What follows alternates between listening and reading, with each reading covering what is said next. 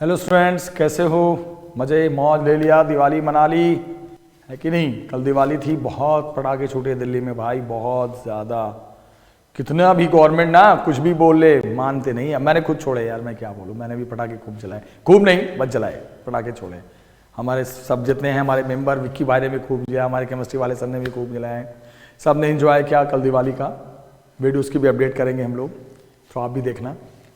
तो अब दिवाली ख़त्म, पढ़ाई शुरू। पढ़ाई ऐसी चीज़ें पीछा ही नहीं छूटता यार। फेस्टिवल तो आता है चला जाता है, बट ये पढ़ाई जो है ना नहीं छूटता। छूटे भी कैसे, जब तक करियर नहीं बने पढ़ाई तो करनी है कि नहीं? तो हम सेंटर ऑफ मास टॉपिक पढ़ा रहे थे, हम उसी को करते कंटिन्यू स्टार्ट करते बेटा। चल रहा था topic centre of mass, right? Centre of mass में मैंने आपको क्या क्या बहुत सारे क्वेश्चंस कराए थे, आपको याद होगा। बहुत सारे क्वेश्चंस हमने डिस्कस किए थे आपके साथ, मुझे याद है। जैसे एक छोटा सा एग्जांपल मेरे मन में आया कि ये एक्स एक्सिस है और ये वाई एक्सिस है, और ये डायग्राम कुछ इस तरह बना हुआ था, देखना ध्यान से। ये यस, और इसके बारे में क्या था? That was 2 meter, that was 1 meter. तो ऑब्वियस सी बात है, जब ये 1 मीटर है तो ये भी कितना हो जाएगा? 1 मीटर, राइट? और that was also 2 meter and this was 1 meter. 3 masses हैं। मासेस, अब देखो 3 मासेस इस सवाल में भी हुआ करते थे, पिछले वीडियो में देखना। यहां पे एक मास, यहां पे एक मास, यहां पे एक मास। लेकिन वो जो तीनों मासेस होते थे, दे वर जस्ट अ पार्टिकल, वो जस्ट एक पार्टिकल हुआ करते थे। यहां पर भी ग्रुपिंग ऑफ 3 मासेस है और यहां पे भी 3 मास का ग्रुप है। बट फर्क ये है कि ये तीनों मास अगर गौर से देखोगे 1 1 1 1 सब स्क्वायर है। तो एक मास m1, दूसरा मास m2, तीसरा मास m3। बोलोगे सर यहां भी तीनों मास का सेंटर ऑफ मास बताना था और यहां भी तीनों मास का सेंटर ऑफ मास बताना। फर्क इतना है कि यहां पे तीनों पार्टिकल्स थे, छोटे छोटे पार्टिकल्स, नन्हे मुन्ने प्यारे प्यारे, और ये जो है पार्टिकल नहीं है, ये बड़े बड़े हैं, पूरा अपने आप में एक मास है। कैसा मास है? Square shape. कैसे स्क्वायर? देख लो ना, 1 1 1 1। और स्क्वायर का अपना मास पहले कहां पर होता है, मैंने पढ़ाया था। स्क्वायर का जो सेंटर ऑफ मास होता है वो बिल्कुल बॉडी के सेंटर पे होता है। तो इसलिए सब इनका पहले जो मास होगा वो बताओ कहां होगा? m1 यहां, m2 यहां, m3 यहां। हो गया? आप समझ नहीं रहे हो शायद। ये भी 3 मास, बट वो पार्टिकल थे, जहां बैठे वहीं बैठे हैं, बट ये शेप में है। तो पहले इनका अपना सेंटर पता कर लो। क्या होता है स्क्वायर वाले शेप वाली बॉडी जब हम लेते हैं, तो मैंने क्या पढ़ा था? कोई भी बॉडी अगर स्क्वायर शेप में है, सर्कुलर शेप में है, डिस्क है, स्फीयर है, सिलेंडर है, सेंटर पे होता है। पहले इनका मास कहां होगा अपना, वो तो दिखाओ सेंटर पे। अब आप m1 का कोऑर्डिनेट बनाओ। ये कोऑर्डिनेट m1 का बनाते हैं। ये तो आपको मैंने क्या ट्रिक बताया था, एक को मान लो ओरिजिन। जैसे ओरिजिन मानोगे, फट से सबके कोऑर्डिनेट बनने शुरू हो जाएंगे। ध्यान से देखना बेटा, ये इसका कोऑर्डिनेट क्या हो जाएगा? ये x कोऑर्डिनेट, ये y कोऑर्डिनेट, ये पूरा 1, तो यहां से यहां 1 का आधा कितना हो गया? हाफ, कॉमा ये भी पूरा 1, 1 का आधा हाफ। बस, यानी कि बोलोगे सर मिल गया m1 का कोऑर्डिनेट x1 y1, 1 का आधा हाफ, इधर भी 1 का आधा हाफ। अब बात करते हैं m2 का। अब m2 का x कोऑर्डिनेट देखते हैं। x कोऑर्डिनेट का मतलब समझते हो ना, ऑरिजिन से ये वाली दूरी। तो दिमाग लगाओ, ये 1, यहां तक 1, और यहां तक जाना है ना, तो 1 का आधा और ले लो, तो 1 अब प्लस हाफ कितना हो गया? 3/2, कॉमा y कोऑर्डिनेट का मतलब क्या होता है बेटा? ये वाली हाइट। ये हाइट कितनी है? पूरी 1, 1 का आधा ही तो है, हाफ। चलो क्या हो गया? सबका मास कहां होगा? उसके अपने सेंटर पे। क्यों? क्योंकि स्क्वायर शेप में है। फिर सबके मास का coordinate m1 x1 y1, m2 x2 y2, m3 का देखते हैं। अब इसका x कोऑर्डिनेट क्या होगा? ये वाला x होता है तो 1, ये पूरा 1 है ना, तो यहां तक आधा ही तो होगा, 1/2। ये पूरा y होगा। y किसे कहते हैं? ओरिजिन से हाइट। तो ये हाफ और 1, ये पूरा 1 और हाफ जोड़ दो, 3/2। तो अब क्या हुआ बेटा? अब सबका कोऑर्डिनेट पता चल गया। x1 y1 क्या है? Half comma half. x2y2 क्या है, कितना 3/2 x, कैसे 3/2, यहां से यहां तक की दूरी x 1 और हाफ, कॉमा y ये 1 का आधा हाफ, और x3y3 इसका, ये x3 ये y3, x3 कितना, वही 1 का आधा half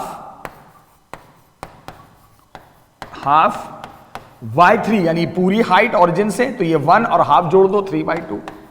now we have the coordinates of all 3 masses which are not particles, which are square shaped masses, where we can say that the whole masses are not in shape of particles, they are in shape of square। तो पहले इनका अपना मास कहां पर होगा वो देख लो, centre पे होता है, फिर इनका कोऑर्डिनेट बना दो। फिर मान लो मास की वैल्यू दे देगा, m1 = 1 kg देगा जरूर, m2 = 2 kg and m3 = 3 kg। बस अब सेंटर ऑफ मास निकाल दो, सेंटर ऑफ मास का x पोजीशन निकाल दो बेटा, बहुत सिंपल है। क्या हो जाएगा, m1 x1 plus m2 x2 plus m3 x3 upon what, m1 plus m2 plus m3। बस वैल्यू तो रखना है, अब आपका काम है x1 हाफ, x2 3/2, x3 1/2 रखो। आ गया सेंटर ऑफ मास का x कोऑर्डिनेट, यानी ये पता चल जाएगा कि ओरिजिन से कितना आगे सेंटर ऑफ मास का पोजीशन है। अब सेंटर ऑफ मास का y कोऑर्डिनेट निकालते हैं, m1 y1 plus m2 y2 plus m3 y3 upon m1 plus m2 plus m3। बस y1 पता ही है, हाफ, y2 हाफ है ना, ये सब है ना, और ये 3/2। बस सेंटर ऑफ मास का दोनों कोऑर्डिनेट आ गया, x भी आ गया और y भी आ गया। किसका, 3 मासेस का। वहां भी 3 मास था लास्ट क्लास में, आज भी है, बट वो पार्टिकल्स थे और ये शेप में था। अब बेटा जब आपने ये क्वेश्चन कर लिया तो अब आप देखो एक एग्जांपल और देखते हैं। सब क्वेश्चंस आते हैं पेपर में, तो आपको भी ना प्रैक्टिस करना है, प्रैक्टिस से ही इंसान महान बनता है। अरे क्या बात बोल दी मैंने यार, प्रैक्टिस से ही इंसान महान बनता है और नहीं तो इंसान शैतान बनता है। तो practice makes the man perfect, Mahatma Gandhi ji ने कहा था, हमारे बापू ने। तो आपको भी याद रखना, हर लोग आपको अच्छी चीज सिखाते हैं, आपके टीचर्स, आपके पेरेंट्स, मैं, अच्छे लोग। खूब प्रैक्टिस करो, रिटन प्रैक्टिस करो बेटा, रिटन लिखकर, तब मजा आएगा। ठीक है, अब यहां पर मैं आपको एक बात बताता हूं। जैसे हम एक क्वेश्चन कराने जा रहे हैं सेंटर ऑफ मास का ही, काफी अच्छा सवाल है, ध्यान से देखना। कभी कभी एक बहुत जबरदस्त फॉर्मूला बताने जा रहा हूं, जरा सुनिए ध्यान से। मान लो एक बॉडी है, उसका कोऑर्डिनेट है x1 y1, ये मान लो पोजीशन ऑफ व्हाट, देखो centre of mass of body. एक बॉडी है, उसकी पोजीशन है सेंटर ऑफ मास की, पूरे बॉडी की x1 y1, राइट। अब अगला कोऑर्डिनेट हम ले रहे हैं x2 y2। ये क्या है बेटा, ये है position of centre of mass of removed part of body. ये क्या हो गया भाई, ये क्या मैं बताने लगा अचानक। मान लो उस पूरे बॉडी में से कुछ हिस्सा काट करके निकाल दिया गया, फेंक दिया गया बाहर, वो उसका सेंटर ऑफ मास है।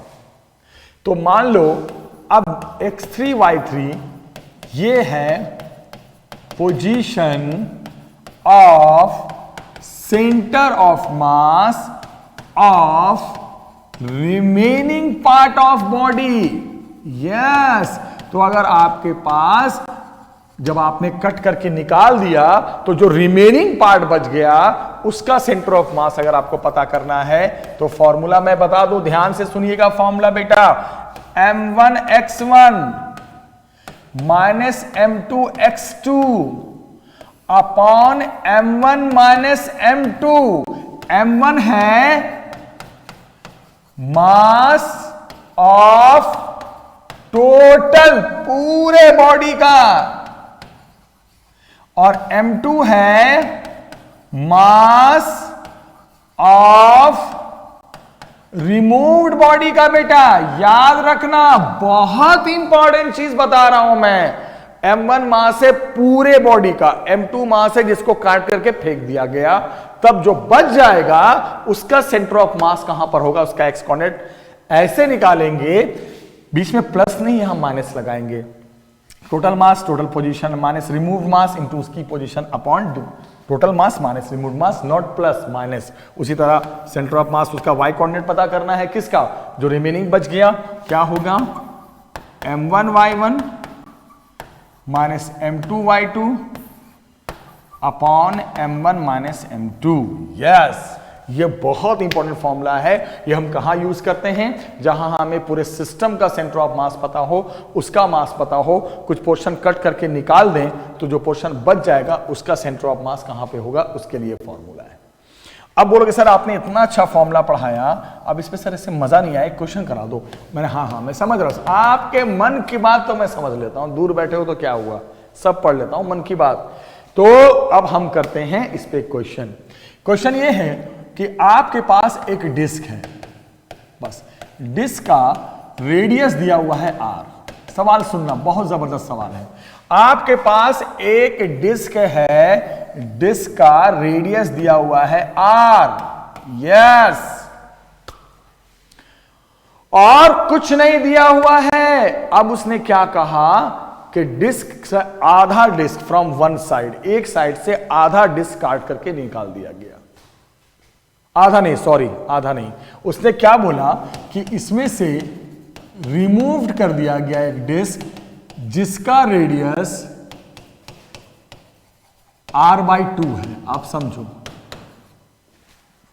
पूरा डिस्क का रेडियस r है, उसमें से एक डिस्क काट करके निकाल दिया गया साइड से जिसका रेडियस r/2 है, राइट। तो अब जो पोर्शन बच जाएगा कटने के बाद, अजीब सा अटपटा सा जो लगेगा देखने में डिस्क, उसका सेंटर ऑफ मास कहां पर होगा, ये बताइए।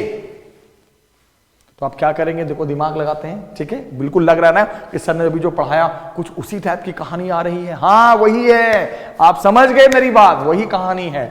सबसे पहले क्या करेंगे बेटा, सबसे पहले m को मानेंगे m total mass of disk, m is what, total mass of disk, total mass, right। ये सब दिया हुआ नहीं, सॉरी लेट करेंगे, नोट गिव, और m डैश को मान लो what, removed mass किसका, डिस्क, सब लेट है, ऑल आर लेट। तो अब सबसे पहले हम क्या करेंगे कि रिमूव्ड मास और टोटल मास में क्या रिलेशन है पहले वो पता करेंगे। तो इसके लिए क्या तरीका है, सुनो, कभी भी आपको फिजिक्स में टोटल मास पता हो, कोई भी चीज टोटल पता हो, उसी में से कुछ हिस्से का निकालना हो, तो वहां लेते हैं यूनिटरी मेथड। क्या लेते हैं, यूनिटरी मेथड। कैसे, सबसे पहले निकालोगे total mass upon total area, क्योंकि डिस्क में सरफेस एरिया पे मास डिस्ट्रीब्यूट है, और इनटू रिमूव्ड एरिया। हाँ, क्योंकि डिस्क में सरफेस एरिया होता है तो एरिया का पहले टोटल मास पर यूनिट एरिया, मतलब एक एरिया का मास निकाल दोगे, और उसके बाद जितना कितना निकालना, ये m डैश क्या, रिमूव मास है ना, तो उतने रिमूव एरिया से मल्टीप्लाई। अब बताओ क्या आ जाएगा, टोटल मास कितना है m, टोटल एरिया डिस्क का कितना πr², और रिमूव्ड एरिया कितना फिर पाई, लेकिन उसका रेडियस क्या लेंगे, r/2 का स्क्वायर। काट दो, कितना आंसर आ गया, m/4। Yes, very nice, clapping, आ गया बेटा। कैसे, कभी भी पूरे बॉडी में से कुछ हिस्से का मास निकालना, यूनिटरी मेथड, टोटल मास पर यूनिट एरिया। अगर रिंग होता, रिंग का होता तो उसमें एरिया नहीं, उसमें लेंथ लेते, क्योंकि रिंग में डिस्ट्रीब्यूशन ऑफ पार्टिकल्स लेंथ पे होता है, तो मास पर unit length into removed length. पहले यूनिट एरिया का मास, और उसके बाद जितने एरिया का निकालना है उससे मल्टीप्लाई कर दो, वो इतना का मास आ जाएगा। तो आ गया रिमूव्ड मास। ओके, अब ट्रिक क्या मैंने बताया था, किसी इसको ओरिजिन मान लो, यहां पे टोटल मास है, तो इसको ओरिजिन मानोगे तो ये बन जाएगा तुम्हारा क्या, वाई एक्सिस, ये बन जाएगा क्या, एक्स एक्सिस, और ये वो डिस्क है जो आपने काट करके निकाला है यहां से, है, इसको अलग कलर में बता देते हैं, ये तो वो डिस्क है जो आपने साइड से कट करके निकाला है, राइट। तो इसका जो, ये तो आपका क्या हो गया, ये आपका क्या हो गया बेटा, ये तो आपका हो गया ये, हाँ ऐसे बनाओ, तो अब आप बताओ, ये तो ब्लू कलर का जो मैंने बनाया है, हालांकि डिस्क नहीं लग रहा है, तो कुछ और बन गया, गोल उतना गोल नहीं बन पाया, कोई बात नहीं, आप समझदार हो, समझ गए। दोबारा बना दूं? बोलोगे सर ये आपने अंडा वंडा बना दिया है क्या, है कि नहीं? ये तो और बड़ा, तो पहले कच्चा अंडा था, बॉयल अंडा बन गया, लेकिन डिस्क नहीं बन पा रहा है डिस्क बेटा, कंफ्यूज मत होना, जैसे अंडा लग रहा है, दूर से सही में एक लग रहा है। सॉरी यार, नॉनवेज होंगे वाले बहुत वेजिटेरियन होंगे, बोलेंगे सर आप अंडा वंडे की बात कर रहे हो, मैं ऐसी मजाक कर रहा हूं। तो मैं क्या बोला था, होल डिस्क है, उसका सेंटर ऑफ मास यहां पर है, और ये ब्लू कलर का वो डिस्क है ना जिस आपने काट करके निकाला है, तो उसका मास कहां पर होगा, उसके सेंटर पे होगा, यहां पर होगा, तो उसका मास क्या है, m डैश, राइट। यहां पे कौन सा मास है, टोटल मास, और ये किसका है, ये डिस्क कौन है, ये तो होल डिस्क है, और ये डिस्क कौन है जो काट करके निकाला, इसका रेडियस r/2 है, वो है, इसका रेडियस कितना है बेटा, r/2, पूरे का रेडियस ये क्या है, डायग्राम ना बड़े अच्छे से बनाना पड़ता है वरना मजा नहीं आएगा। ये पूरा रेडियस यहां से यहां तक कितना है, r, और यहां से यहां तक का रेडियस कितना है, यहां से यहां तक का r/2। ये रेडियस किसका है, ये तो पूरे डिस्क का r, और जो काट करके निकाला उसका रेडियस r/2, डायग्राम दिख गया। फिर मैंने क्या कहा, किसी एक, याद करो जब दो मास की बात आ जाए, चाहे वो पार्टिकल्स हो चाहे वो शेप वाले हो, किसी एक मास की पोजीशन को ओरिजिन मान लेंगे बेटा। तो हमने क्या किया, हमने किसी एक मास की पोजीशन को क्या मान लिया, ओरिजिन। ओरिजिन किसको, टोटल जो डिस्क है उसकी मास को पोजीशन को ओरिजिन मान लिया। तो ये कोऑर्डिनेट बताओ क्या बन जाएगा, यहां से यहां कितना, ये पूरा r है, ये r/2, तो इसका कोऑर्डिनेट बन जाएगा r/2, 0, क्योंकि है तो दोनों एक ही एक्सिस पे आ रहा है ना, टोटल मास भी डिस्क का और जो रिमूव्ड है उसका भी मास, क्योंकि डिस्क का मास कहां पे होता है, स्क्वायर शेप का कहां पे होता है, उसके सेंटर पे, तो पूरा डिस्क लोगे उसके सेंटर पे, रिमूव लोगे उसके सेंटर पे, और इसका ओरिजिन मानोगे तो ये ओरिजिन पे आ गया, तो ये भी एक्स एक्सिस पे आएगा, और ये जो दूरी होगी वो एक्स कोऑर्डिनेट, टोटल r, ये r/2 रेडियस है, तो ये भी r/2 आ गया, दोनों कोऑर्डिनेट आ गया। अब आपको कौन सा कोऑर्डिनेट बताना है, किसका कोऑर्डिनेट बताना है, रिमूव्ड का, सॉरी रिमेनिंग का। तो ये जो हम पोजीशन बताने जा रहे हैं किसके सेंटर ऑफ मास का, जो रिमेनिंग है, जो बच गया, कटने के बाद जो निकल गया, जो बच गया उसका। तो फॉर्मूला क्या बताया था मैंने, टोटल मास इनटू उसका coordinate minus removed mass into उसका coordinate upon total mass minus removed mass. बोलोगे कब बताया, आप मुझे बताया, आप मुकर जाओगे, कब बताया, मेरे पास सबूत है, मैं सबूत रखता हूं, ये बताया। टोटल मास इनटू उसका पोजीशन, रिमूव्ड मास माइनस उसका position, total mass minus removed mass, इससे सेंटर ऑफ मास किसका आता है, जो बच गया। अब बताओ क्या आ गया बेटा, बताना जरा जल्दी से, m, total mass m, x1 क्या है, ये है ना टोटल, ये किसका है, टोटल का ना, x1 कितना है, 0 माइनस m/4, और x2 किसका है, जो आपने काट करके निकाला उसका x coordinate, r/2 upon m minus m/4। Solve करने आता है, मुझे पता है, ये 0 हो गया, ये कितना आ गया बेटा, माइनस mr/8 अपॉन 3m/4, ऊपर ले जाओगे ये कट के आ जाएगा माइनस r/6, यानी कि अब जो बच गया उसका सेंटर ऑफ मास ओरिजिन से नेगेटिव का मतलब, अब जो ओरिजिन है ना, ये ओरिजिन जो हमने माना था, ये पूरे इसको जो ओरिजिन माना था, इससे लेफ्ट साइड चला आया, इधर शिफ्ट कर जाएगा, माइनस में आया ना। अब जो बच गया उसका y सेंटर ऑफ मास, तो क्या होगा, टोटल मास इनटू उसका y coordinate minus removed mass into उसका y coordinate upon total mass minus removed mass. इसका आंसर आ जाएगा 0। क्यों, क्योंकि ना तो टोटल मास का y कोऑर्डिनेट है ना रिमूव्ड मास का y कोऑर्डिनेट है, क्योंकि एक्स एक्सिस पे दोनों का सेंटर आ रहा था, दोनों का अपना अपना मास आ रहा था, इसलिए ये भी हो गया 0। तो फाइनल आंसर क्या दोगे कि सर अब जो सेंटर ऑफ मास आया किसका, जो हमने रिमूव करके बाद जो बच गया क्या आया, उसका x कोऑर्डिनेट आया माइनस r/6 और y कोऑर्डिनेट आया 0। इसका मतलब जब पूरा डिस्क था तो उसका जो सेंटर ऑफ मास अगर आप ओरिजिन मानोगे और जो काट करके निकाला उसका अगर कोऑर्डिनेट बनाओगे r/2, 0, क्योंकि आधे रेडियस का काटा है, तो जो बच जाएगा कटने के बाद जो बच जाएगा शेप, उसका सेंटर ऑफ मास का पोजीशन ये होगा, नेगेटिव का मतलब ओरिजिन से लेफ्ट चला जाएगा, और x एक्सिस पे ले रहे हो तो उसका भी y कोऑर्डिनेट नहीं होगा। बहुत अच्छा सवाल, सच में बोलता हूं, कसम से बहुत अच्छा सवाल, जरूर प्रैक्टिस करना। अब बेटा क्या हो गया, अब देखना, बहुत स्मार्ट बोर्ड में ड्रामा है यार, कभी इधर करो उधर चला जाता है, उधर करो उधर चला, इसी में तो परेशान रहता हूं मैं।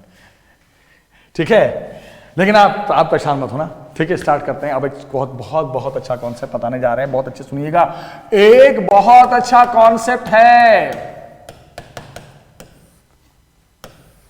कॉन्सेप्ट ये है कि अगर मान लो कोई भी एक बॉडी है, कोई भी एक चीज, क्रैकर है, क्रैकर की बात करते हैं सच में, हम एग्जांपल क्रैकर का दूंगा। रात में दिवाली मनाई हम लोगों ने, हम एग्जांपल क्रैकर का देंगे। एक क्रैकर है, क्रैकर को हमने जला के यूं हवा में फेंक दिया, जा, और वो बम से ब्लास्ट किया, उसके 4-5 टुकड़े हो गए, 4-5 टुकड़े हो गए, सब अलग अलग, उधर उधर उधर उधर सब भाग गया।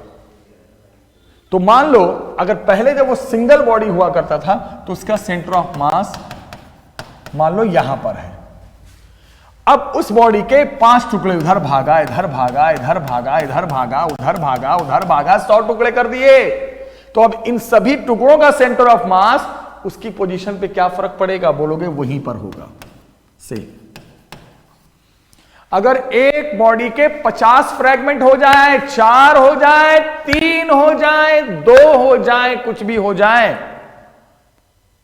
उसके सेंटर, जब वो सिंगल बॉडी हुआ करता था तो जिस पोजीशन पे सेंटर ऑफ मास होती थी, अब भले ही 50 टुकड़े हो जाए, अब उन 50 टुकड़ों का जो सेंटर ऑफ मास होगा उसकी पोजीशन भी वही होगी। क्यों बताऊं? सेंटर ऑफ मास की पोजीशन तब तक नहीं बदलती जब तक कि एक्सटर्नल फोर्स उस सिस्टम पे काम ना करे। अगर एक्सटर्नल फोर्स काम करेगा, जीरो नहीं है, लगना शुरू हो जाएगा, तब सेंटर ऑफ मास सब टुकड़ों का जो देखोगे ना कहीं और जाएगा। लेकिन जो एक्सप्लोजन होता है वो इंटरनल फोर्स से होता है, वो इंटरनल हीट कंबंशन से होता है, इंटरनल फोर्स से होता है, एक्सटर्नल फोर्स काम नहीं करता। इस कारण जहां वो सिंगल जब बॉडी में हुआ करता था तो जब उस केस में जहां पे उसका सेंटर ऑफ मास था, अब भले उसके 500 टुकड़े हो जाएं, उन सभी टुकड़ों का सेंटर ऑफ मास का पोजीशन निकालोगे तो अभी भी वहीं पे जगह मिलेगा, उसी प्लेस पे मिलेगा जब वो सिंगल हुआ करता था। इस बात को कभी नहीं भूलना, बहुत इंपॉर्टेंट पॉइंट है, ध्यान से सुनना। सेंटर ऑफ मास में मैंने ये भी पढ़ाया था कि मान लो 2 पार्टिकल हैं, ऐसे m1 है 5 kg का और m2 है 2 kg का, और इसमें से पहले मास की वेलोसिटी 3 मीटर पर सेकेंड है, दूसरे मास की वेलोसिटी नहीं पता, और इन दोनों का जो सेंटर ऑफ मास है वो वेलोसिटी पता है, वो वेलोसिटी हमें पता है 5 मीटर पर सेकेंड। तो बोला है कि जो दूसरा मास है उसकी वेलोसिटी कैसे निकालेंगे। मैंने आपको पढ़ाया था सेंटर ऑफ मास की वेलोसिटी निकालने का फॉर्मूला याद करो, m1v1 प्लस m2v2 अपॉन में वॉट m1 प्लस m2। तो सेंटर ऑफ मास की वेलोसिटी यहां दे रखा है 5, m1 दे रखा है 5, राइट। सर 5 कहीं डाटा कहीं कंफ्यूज ना हो जाए यार, मैं डाटा भी ऐसी दे देता हूं ना कि आप ये 4 kg, चलो m1 कितना 4, v1 कितना 3, m2 कितना 2, v2 नहीं पता, छोड़ दो, m1 प्लस m2 लिख दो, सेंटर ऑफ मास की वेलोसिटी लिख दो, सब रखो, ये अपने आप अननोन निकल कर आ जाएगा।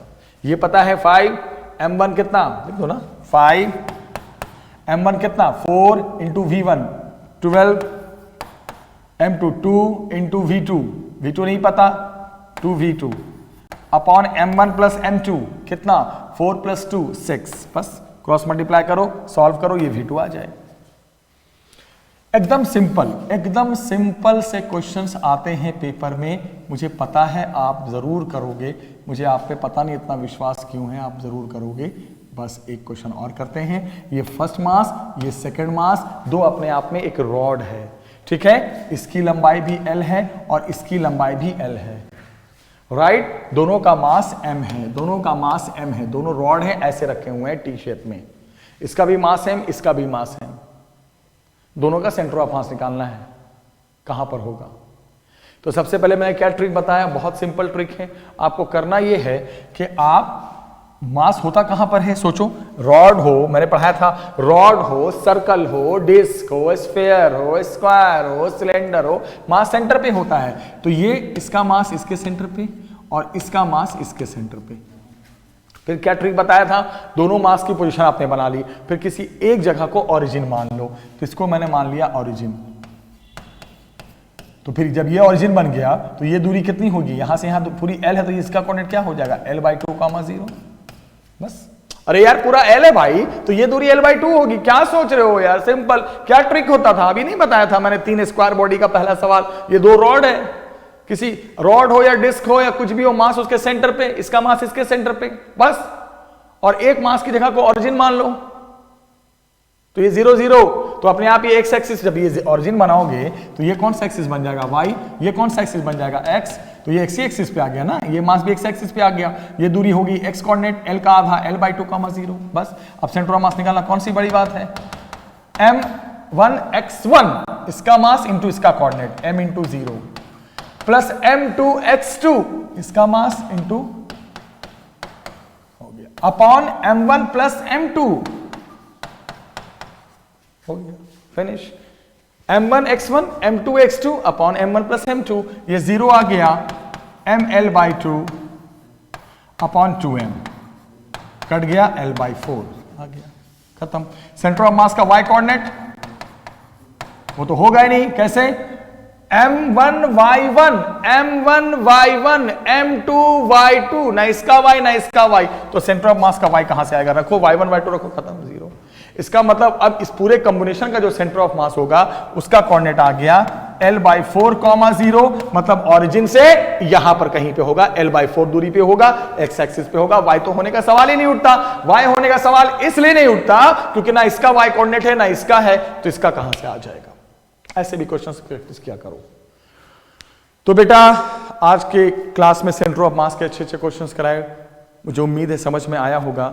अब बताओ, जैसे कभी कभी आपको पता है कि सेंटर ऑफ मास जो होता है, सेंटर ऑफ मास जो होता है वो कुछ ऐसी बॉडीज होती हैं जिनका बिल्कुल कहां पर होता है, सेंटर पे होता है। इस बात को नहीं भूलना, चाहे वो डिस्क हो, चाहे वो रिंग हो, चाहे वो रॉड हो, चाहे वो स्क्वायर हो, इनका सेंटर पे होता है। तो मान लो 3-4 रॉड दे दिया, पर उसके सेंटर पे उसका मास जो भी दिया हुआ रख दिया, फिर एक मास की जगह को ऑरिजिन बना लिया, सबके कोऑर्डिनेट्स बन जाएंगे, फिर सेंटर ऑफ मास पूरे सिस्टम का निकाल सकते हैं। आज की क्लास में मैंने सेंटर ऑफ मास के क्वेश्चंस कराए, मुझे पूरी उम्मीद है और पूरा विश्वास है कि आपको समझ में आया होगा। हम नेक्स्ट वीडियो में एक नए टॉपिक के साथ आएंगे, तब तक आप नेक्स्ट वीडियो का वेट कीजिए, देखिए वीडियोस को 2 बार 3 बार देखिए। बहुत सारी चीजें एक बार समझ में नहीं आती तो 2 बार देखोगे ना, अच्छे समझ में आ जाएगा, 3 बार में तो एकदम पक्का हो जाएगा 100%। बेटा हम नेक्स्ट वीडियो में मिलेंगे एक नए टॉपिक के साथ, तब तक के लिए गुड बाय, टेक केयर।